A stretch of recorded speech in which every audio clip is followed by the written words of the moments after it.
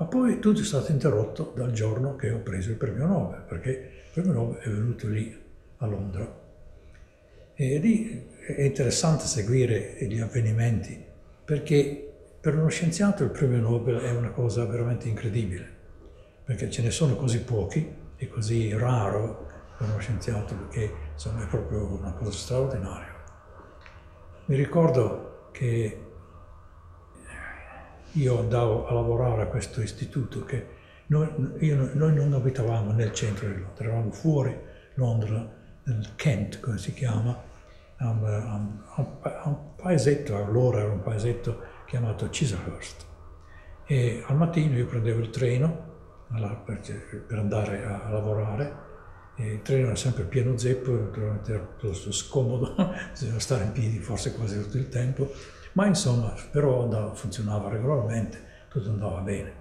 Mi ricordo appunto arrivavo lì avevo uno studio dove era uno studio con 2 camere, anzi nell'entrata c'era la segretaria che si sedeva lì e poi avevo un piccolo studio mio privato a fianco e lì tenevo tutti i miei documenti, insomma se avevo delle idee che scrivevo eccetera, tutto lì. Perciò quando arrivavo entravo lì, c'era la segretaria, salutavo e andavo. E poi separato c'era il laboratorio.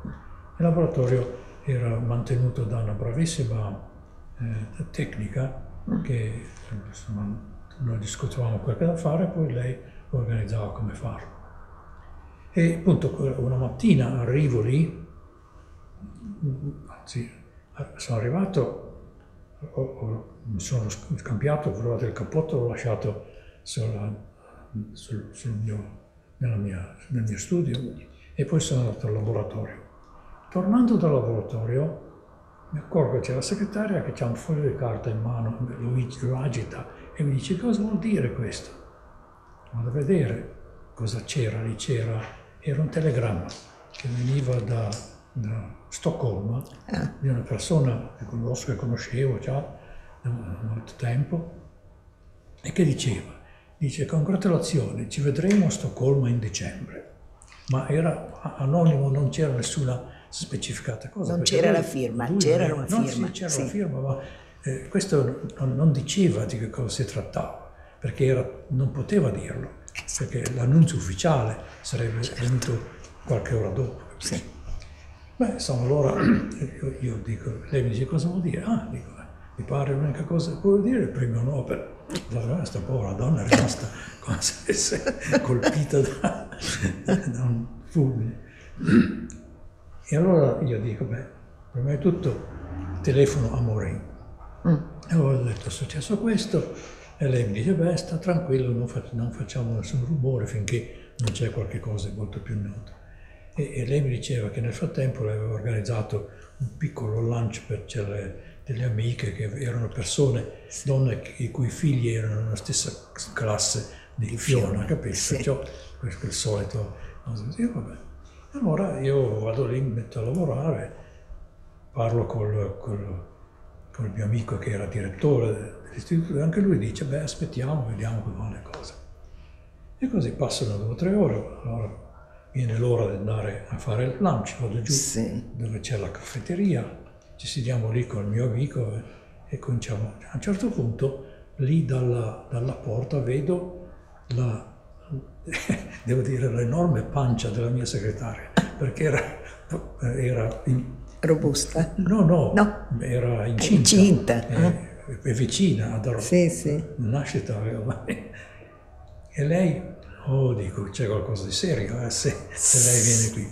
E lei, allora vado, vedi cosa c'è. Dice, c'è un giornalista di Stoccolma che vuole parlarle al telefono. Ho detto, questo, allora è vero, capisci? Allora ho detto al mio amico, ho detto allora cosa fare.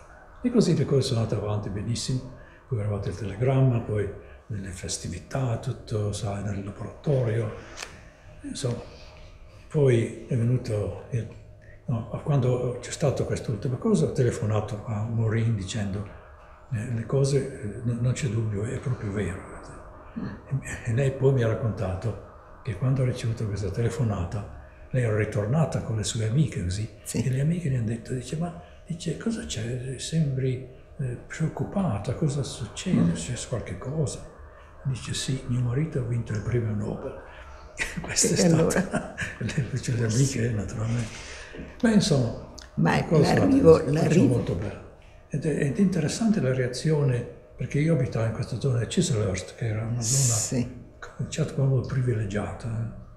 E mi ricordo che parlando a gente così, anzi mi dicevano, la gente era stupita, dice come è possibile che uno di questo posto possa avere il premio Nobel? Perché loro pensavano che sono tutti ricchi, persone ricche che non lavorano, eccetera, Ma eccetera. pensa, Capisci? strano però, strano Questa che insomma pensi, sì, è la sì. prospettiva della gente. Sì, no? sì.